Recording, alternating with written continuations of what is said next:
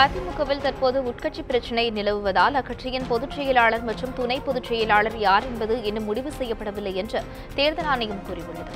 சுவாமிநாதன் கல்யாணசுந்தரம் என்பவர் அதிமுக உட்கட்சி பிரச்சினை தொடர்பாக தேர்தல் ஆணையத்திடம் தகவல் அறியும் உரிமைச் சட்டத்தின் கீழ் சில பதில்களை அளிக்க கேட்டுக் கொண்டார்.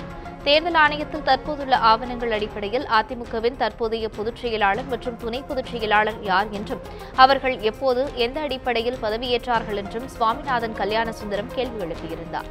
இதற்கு பதிலளித்துள்ள தேர்தல் ஆணையம், அதிமுகவில் தற்போது உட்கட்சி பிரச்சினை நிலவுவதால் அதிமுகவின் நிர்வாகிகள் யார் என்பது தொடர்பான விவகாரம் தேர்தல் ஆணையத்தின் விசாரணையில் உள்ளதாக கூறியுள்ளது.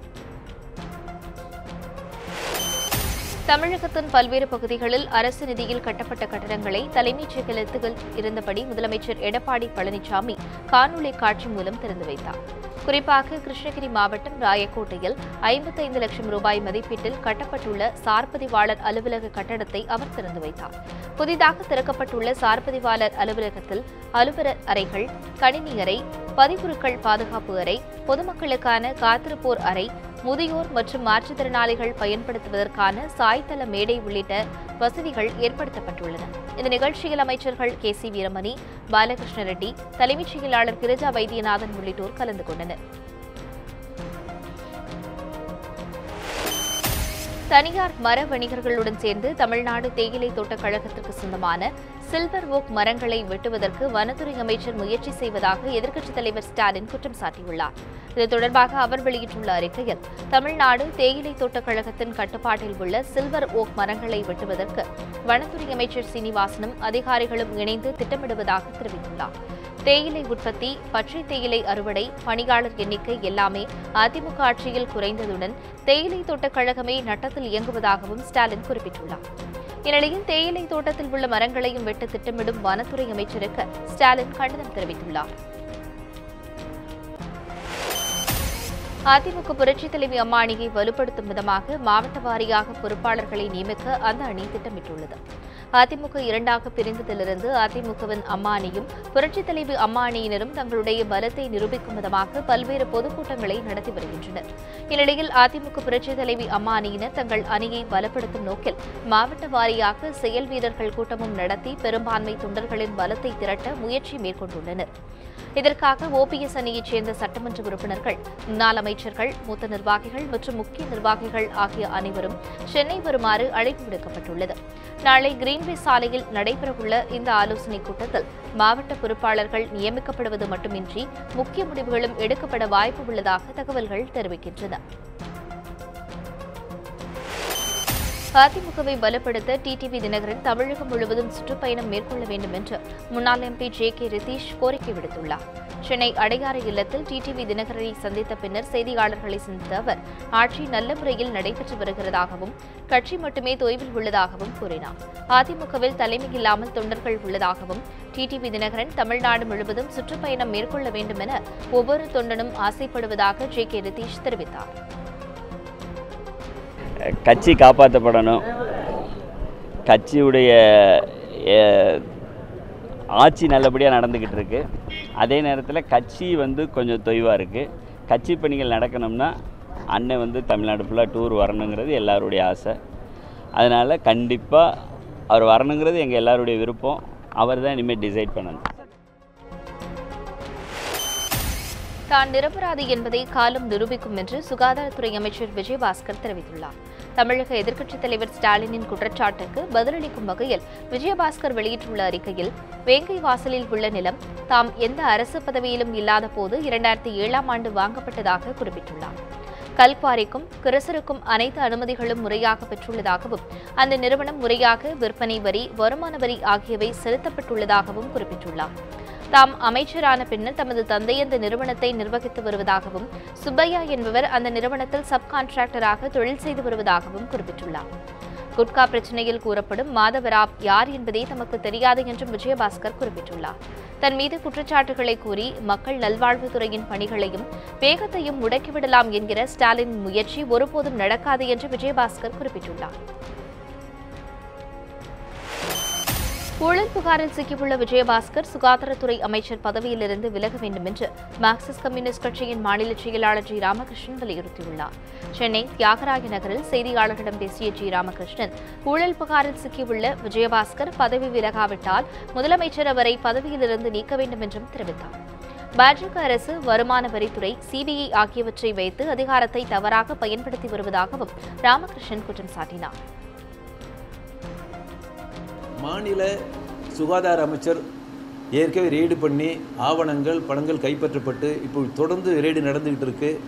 சொத்துக்கள் அவங்க சீஸ் பண்ணியிருக்கிறாங்க. ஆகவே அத்தகைய அமைச்சரை அவர் ராஜினாமா செய்யணும் அல்லது முதலமைச்சர் அவரை பதவி நீக்கம் செய்ய வேண்டும் என்ற பல்வேறு பிரச்சனைகளை ஒரு நாள் மாநில குழு விவாதிக்க இருக்கிறது. மாநில குழு விவாதித்த பிறகு உங்களுக்கு மாநில குழு தீர்மானத்தை ஊடகங்களுக்கு நாங்கள் அனுப்பி வைப்போம்.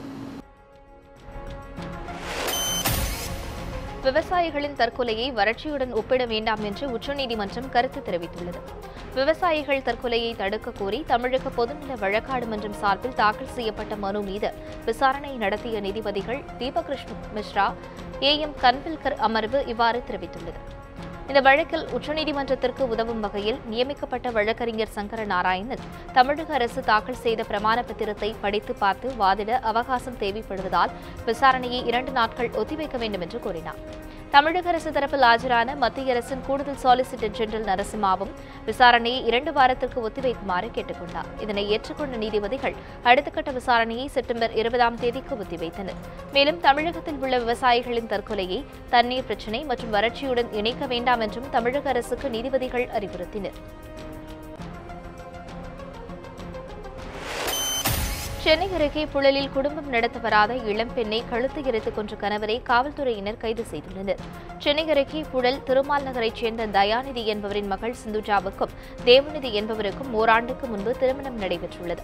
தேவநீதியும் சிந்துஜாவும் சென்னை போரூரில் வாழ்ந்து வந்த நிலையில் இருவருக்கும் கருத்து வேறுபாடு ஏற்பட்டதால் சிந்துஜா புழலில் உள்ள தாய் வீட்டிற்கு சென்றுவிட்டார். இருவரையும் சேர்த்து வைக்க இரு வீட்டாரும் முயன்றும் பயனில்லை. இந்நிலையில் மாமனார் வீட்டுக்கு வந்த தேவநிதி மனைவி சிந்துஜாவுடன் 5 நிமிடம் தனியாக பேச வேண்டும் என கேட்டுக் கொண்டுள்ளார். சிந்துஜாவின் பெற்றோர் வெளியே சென்ற பின் இருவரும் தனியாக பேசிக் கொண்டிருந்த போது தகராறு ஏற்பட்டுள்ளது. அப்போது தேவநிதி கத்தியால் சிந்துஜாவின் கழுத்தை அறுத்து கொலை செய்தார். பின்னர் அங்கிருந்து தப்பிவிட முயன்ற தேவநிதியை சுற்றி வளைத்து காவல்துறையினரிடம் ஒப்படைத்தனர். இச்சம்பவம் புழலில் பரபரப்பை ஏற்படுத்தியுள்ளது. ரேஷன் கடைகளை மூடுவதற்கு மத்திய மாநில அரசுகள் முயற்சிப்பதாக குற்றம் சாட்டி இந்திய ஜனநாயக வாலிபர் சங்கத்தினர் சென்னை புரசைவாக்கத்தில் போராட்டம் நடத்தினர். மத்திய மாநில அரசுகளுக்கு எதிராக அவர்கள் தொடர்ந்து முழக்கங்களை எழுப்பினர். பின்னர் திடீரென போராட்டக்காரர்கள் புரசைவாக்கத்தில் உள்ள BSNL அலுவலகத்தை முற்றுகையிட முயன்றனர். அவர்களை காவல்துறையினர் தடுத்து கைது செய்தனர். அப்போது போலீசாருக்கும் போராட்டக்காரர்களுக்கும் இடையே தள்ளுமுள்ளு ஏற்பட்டது. கேஸ் சிலிண்டர் மானியத்தை மத்திய அரசு ரத்து செய்ததற்கு எதிர்ப்பு தெரிவித்தும் பொது விநியோக திட்டத்தினை மத்திய அரசு அமல்படுத்த கோரியும் முழக்கங்களை எழுப்பினர்.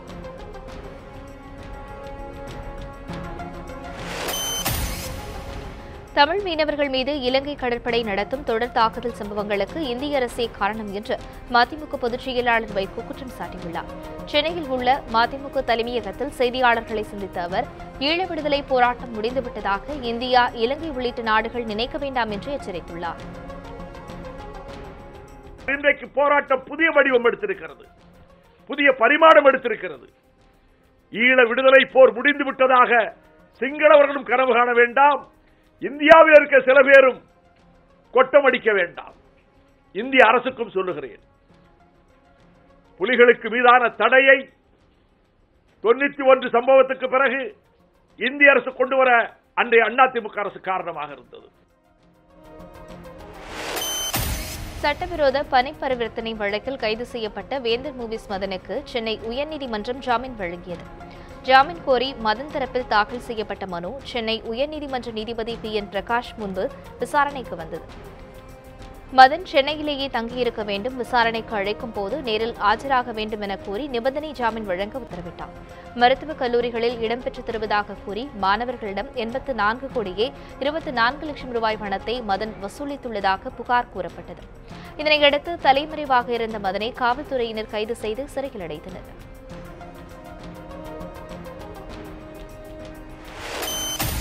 தேடப்படும் ஆளாக அறிவித்து விமான நிலையங்களுக்கு உள்துறை அமைச்சகம் சுற்றறிக்கை அனுப்பியதை எதிர்த்து கார்த்தி சிதம்பரம் தாக்கல் செய்த மனு மீதான விசாரணையை திங்கட்கிழமைக்கு சென்னை உயர்நீதிமன்றம் ஒத்திவைத்துள்ளது.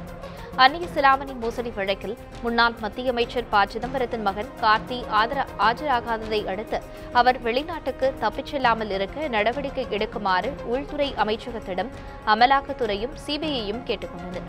இதையடுத்து கார்த்தியை தேடப்படும் நபராக அறிவித்து அவர் வெளிநாடு செல்ல முயன்றால் தகவல் தெரிவிக்குமாறு கூறி நாட்டின் அனைத்து விமான நிலையங்களுக்கும் உள்துறை அமைச்சகம் சுற்றறிக்கை ஒன்றை அனுப்பியுள்ளது. தமக்கு எதிரான உள்துறை அமைச்சகத்தின் இந்த நடவடிக்கையை ரத்து செய்ய கோரி சென்னை உயர்நீதிமன்றத்தில் கார்த்தி சிதம்பரம் மனு தாக்கல் செய்தார். இந்த மனு நீதிபதி துரைசாமி முன்பு விசாரணைக்கு வந்தது. அப்போது மத்திய அரசின் கூடுதல் சாலிசிட்டர் ஜெனரல் ராஜகோபாலன் உள்துறை அமைச்சகம் தேடப்படும் நபராக நோட்டீஸ் அனுப்பியதா என்பது பற்றி கூடுதல் தகவலை சம்பந்தப்பட்ட துறையிடம் கேட்டு தெரிவிப்பதற்காக அவகாசம் வேண்டும் என கோரினார்.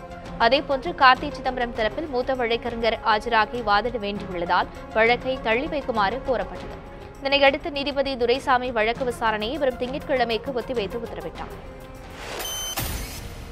நெல்லை மாவட்டம் மேற்கு தொடர்ச்சி மலைப்பகுதியில் கடந்த 2 நாட்களாக சாரல் மழை பெய்து வருவதால் அருவிகளில் தண்ணீர் வரத்து அதிகரித்துள்ளது. இதனால் குற்றாலம் அருவிக்கு நாட்டின் பல்வேறு பகுதிகளில் இருந்து வருகை தந்துள்ள சுற்றுலாப் பயணிகளின் கூட்டம் அலைமோதுகிறது. குறிப்பாக குற்றாலம் மெயின் அருவியில் ஆற்றை தொட்டு தண்ணீர் கொட்டுவதால் மெயின் அருவியில் சுற்றுலாப் பயணிகள் கூட்டம் அதிகரித்துள்ளது. ஐந்தருவி, குற்றாலம் அருவிகளிலும் கூட்டம் அதிகரித்துள்ளது. இதனால் கூடுதலாக காவலர்கள் கண்காணிப்பு பணியில் ஈடுபடுத்தப்பட்டுள்ளனர். எம்ஜிஆர் நூற்றாண்டு விழாவை முன்னிட்டு திருவாரூரில் நடைபெற்ற விளையாட்டுப் போட்டிகள், பட்டிமன்றம் உள்ளிட்ட பல்வேறு நிகழ்ச்சிகளை தமிழக அமைச்சர்கள் தொடங்கி வைத்தனர். திருவாரூரில் ஆகஸ்ட் 19ஆம் தேதி நடைபெறவுள்ள எம்ஜிஆர் நூற்றாண்டு விழாவையொட்டி பந்தல்கால் நடும் நிகழ்ச்சி நடைபெற்றது. இந்நிகழ்ச்சியில் வனத்துறை அமைச்சர் திண்டுக்கல் சீனிவாசன், மின்துறை அமைச்சர் தங்கமணி, அமைச்சர்கள் துரைக்கண்ணு, விஜயபாஸ்கர், OS மணியன் உள்ளிட்டோர் கலந்து கொண்டனர். எம்ஜிஆர் நூற்றாண்டு விழாவை முன்னிட்டு நடத்தப்பட்ட கிரிக்கெட், கைப்பந்து போட்டிகளை அமைச்சர்கள் தொடங்கி வைத்தனர். ஊழலை பற்றி பேச முன்னாள் முதலமைச்சர் O. பன்னீர்செல்வத்திற்கு எந்த அருகதையும் இல்லை என்று அமைச்சர் CV சண்முகம் காட்டமாக தெரிவித்துள்ளார். சென்னை கிரீன்வே சாலையில் உள்ள இல்லத்தில் இன்று காலை செய்தியாளர்களுக்கு பேட்டியளித்த போது இவ்வாறு குறிப்பிட்ட அவர், முதலில் O. பன்னீர்செல்வம் தன் மீதான குற்றச்சாட்டுகளுக்கு பதிலளிக்க வேண்டும் என்று தெரிவித்தார். OPS ஊழலை பற்றி பேசுறதுக்கு அருகதை இல்லாதவர். அவர் பேரில் குற்றச்சாட்டுக்கு முதல்ல அவர் பதில் சொல்லிட்டு மற்றவங்க முதல்ல அவர் முதல்ல ஒரு அழுக்க தொடக்கி சொல்லுவாங்க. திருச்சி மாநகரில் குடிநீர் உள்ளிட்ட அடிப்படை வசதிகள் செய்து தரக்கோரி பொதுமக்கள் மறியலில் ஈடுபட்டதால் 1 மணி நேரத்திற்கும் மேலாக போக்குவரத்து பாதிக்கப்பட்டது. திருச்சியின் வெனிஸ் நகர், அந்தோனியார் கோயில் தெரு, காந்தி நகர் உள்ளிட்ட பகுதிகளில் கடந்த 3 மாதங்களாக முறையாக குடிநீர் விநியோகிக்கவில்லை என்று அப்பகுதி மக்கள் குற்றம் சாட்டியுள்ளனர். மேலும் இந்த பகுதிகளில் பொது சுகாதாரமும் கேள்விக்குறியாகியுள்ளதாக அவர்கள் கவலை தெரிவித்துள்ளனர். மாநகராட்சி அதிகாரிகளிடம் பலமுறை புகார் அளித்தும் அவர்கள் நடவடிக்கை எடுக்கவில்லை எனவும் வேதனை கூறினர். எனவே முறையாக குடிநீர் விநியோகிப்பதுடன் அடிப்படை வசதிகளை மேம்படுத்த வேண்டும் எனவும் வேண்டுகோள் விடுத்துள்ளனர். நாகை மாவட்டம் மயிலாடுதுறையில் ஏற்பட்டுள்ள தண்ணீர் தட்டுப்பாட்டால் மயிலாடுதுறை அரசு பெண்கள் கலைக்கல்லூரிக்கு 4 நாட்கள் விடுமுறை அறிவிக்கப்பட்டுள்ளது. நாகை மாவட்டம் மயிலாடுதுறையில் ஞானாம்பிகை அரசு மகளிர் கலைக்கல்லூரி அமைந்துள்ளது. இங்கு 1000க்கும் மேற்பட்ட பெண்கள் கல்வி பயின்று வருகின்றனர். தற்போது நிலவி வரும் கடும் வறட்சியின் காரணமாக கல்லூரியில் இயங்கி வந்த ஆழ்குழாய் கிணற்றில் தண்ணீர் இன்றி வறண்டது. இதனால் மாணவிகள் குடிப்பதற்கும் கழிவறை செல்வதற்கும் தண்ணீர் இல்லாத நிலை ஏற்பட்டது. இதனால் நேற்று முதல் கல்லூரி மூடப்பட்டுள்ளது. வரும் திங்கட்கிழமை கல்லூரி திறக்கப்படும் என்று கூறப்படுகிறது. தண்ணீர் தட்டுப்பாட்டால் அரசு பெண்கள் கலைக்கல்லூரி 4 நாட்களாக மூடப்பட்டுள்ளது அப்பகுதி மக்களிடையே அதிர்ச்சியை ஏற்படுத்தியுள்ளது. தலைக்கவசம் அணிவது மதுரையில் கட்டாயமாக்கப்பட்டுள்ளதை அடுத்து தலைக்கவசம் அணிந்து வந்த இருசக்கர வாகன ஓட்டிகளுக்கு காவலர்கள் இனிப்பு வழங்கி வாழ்த்து தெரிவித்தனர். விபத்துகளை தடுக்கும் விதமாக மாநகர காவல் ஆணையர் மகேஷ்குமார் அகர்வால் கட்டாயம் தலைக்கவசம் அணிய வேண்டும் என்று உத்தரவிட்டார். இந்த நடைமுறை இன்று முதல் அமலுக்கு வருவதால் கோரிப்பாளையம், சுப்பிரமணியபுரம், தல்லாக்குளம், பெரியார் நிலையம், ஆரப்பாளையம் உள்ளிட்ட பகுதிகளில் காவல்துறையினர் முழு சோதனையில் ஈடுபட்டனர். அப்போது தலைக்கவசம் அணிந்து வரும் வாகன ஓட்டிகளுக்கு அவர்கள் இனிப்புகளை வழங்கி பாராட்டுகளை தெரிவித்தனர். திருநெல்வேலி மாவட்டம் சங்கரன் கோவிலில் கோமதி அம்பாள் கோயில் தேரோட்டம் கோலாகலமாக நடத்தப்பட்டது. அதிகாலை கோயிலிலிருந்து கோமதி அம்பாள் திருத்தேரில் எழுந்தருளிய நிகழ்ச்சி நடைபெற்றது. இதனைத் தொடர்ந்து தேரை தமிழக ஆதி திராவிட நலத்துறை அமைச்சர் ராஜலட்சுமி, மாவட்ட ஆட்சியர் சந்தீப் நந்துரை வடம் பிடித்து இழுத்தனர். தொடர்ந்து பல ஆயிரக்கணக்கான பக்தர்கள் கலந்து கொண்டு தேரை வடம் பிடித்து இழுத்தனர்.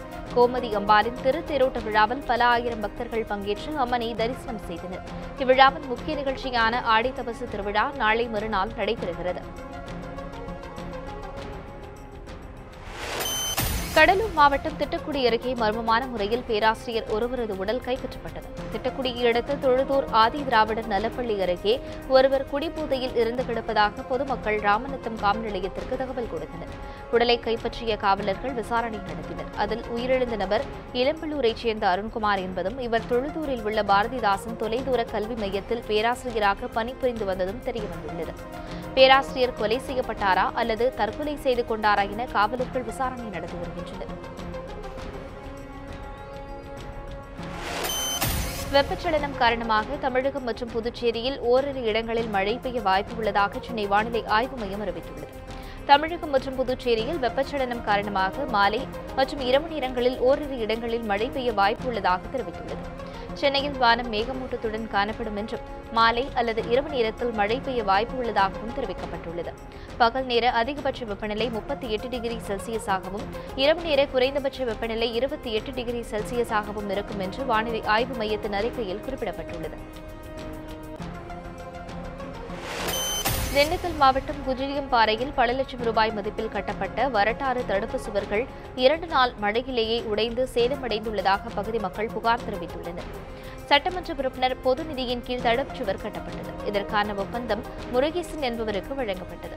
இந்த தடுப்புச் சுவர் கட்டப்பட்டு 6 மாதங்களே ஆன நிலையில் கடந்த 2 தினங்களாக பெய்த மழையில் இடிந்து விழுந்துள்ளது. சிமெண்ட், மணல் கலவைகள் முறையாக பயன்படுத்தப்படாததால் தடுப்புச் சுவர் இடிந்துவிட்டதாக குற்றம் சாட்டும் அப்பகுதி மக்கள் பெருமளவு முறைகேடு நடைபெற்றுள்ளதாக தெரிவித்துள்ளனர். முறையாக இன்ஜினியரால் ஆய்வு செய்யப்படாமலே அத்தனை இதுக்கும் அனுமதி கொடுக்கப்பட்டு நிதியை வழங்கப்பட்டு இருக்கு. எனவே அரசு அதிகாரிகளும் அரசியல்வாதிகளும் இணைஞ்சு நடத்தக்கூடிய இந்த ஊழலை இந்த லஞ்ச லாவணியத்தை உடனடியாக தடுக்கப்படணும். முறையாக கட்டடங்கள் கட்டப்படுதான்னு சொல்லி மாவட்ட நிர்வாகம், மாவட்ட ஆய்வு மாவட்ட அளவுக்கான மாநில அளவுக்கான ஆய்வு முறையாக நடத்தப்படணும். இத்துடன் செய்திகளின் இந்த பகுதி நிறைவு பெறுகிறது. அன்றைய செய்திகளுக்கு இணைந்திருங்கள் நியூஸ்7 தமிழுடன்.